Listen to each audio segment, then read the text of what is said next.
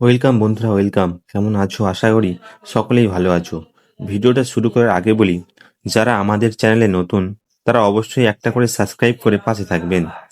What a match! Mohun Bagan versus Punjab FC. টান টান match হলো।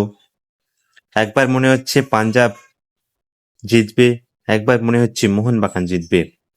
শুরুতেই একটা দুরন্ত ক্রস বাড়ায়, যেখান থেকে একটা দুরন্ত গোল করেন পাঞ্জাব এফসির ফুটবলাররা।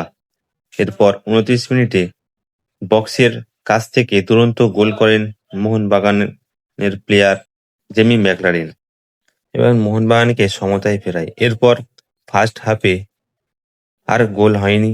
ম্যাচের সেকেন্ড হাফে ৬০ মিনিটে একটা দুরন্ত গোল করেন পাঞ্জাব এফসির প্লেয়াররা।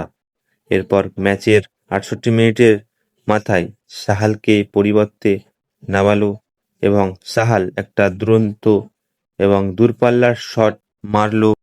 গোলকিপারের ফিঙ্গার টাচ হয়ে বলটা জালে জড়িয়ে গেল।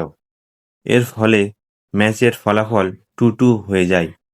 এরপর দুই দলই আপ্রাণ চেষ্টা করেন ম্যাচটা জেতার জন্য এবং একটা ফ্রি কিক পায় মোহনবাগান এবং সেই ফ্রি কিককে কাজে লাগিয়ে দুরন্ত গোল করলেন জেসন কামিন্স।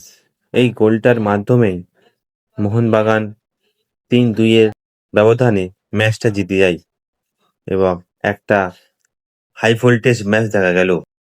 আজকে মোহনবাগানকে সেই ছন্দে দেখা যায়নি এবং ডিফেন্স ক্রমশ নড়বড়ে দেখা গিয়েছিল এবং মাঝমাঠে আপুইয়া না থাকায় আরো ফাঁক ফোকর দেখা গিয়েছিল ডিফেন্স লাইনে।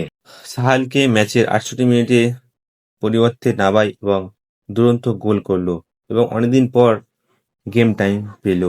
এই ছিল আজকের ভিডিও। তো ভিডিওটা ভালো লাগলে তোমরা অবশ্যই একটি করে লাইক এবং সাবস্ক্রাইব করে পাশে থাকবেন। যারা এই সমস্ত আপডেট জানেনি আইএসএল রিলেটেড, তাদের অবশ্যই একটি করে শেয়ার করে দেবেন। তো ধন্যবাদ।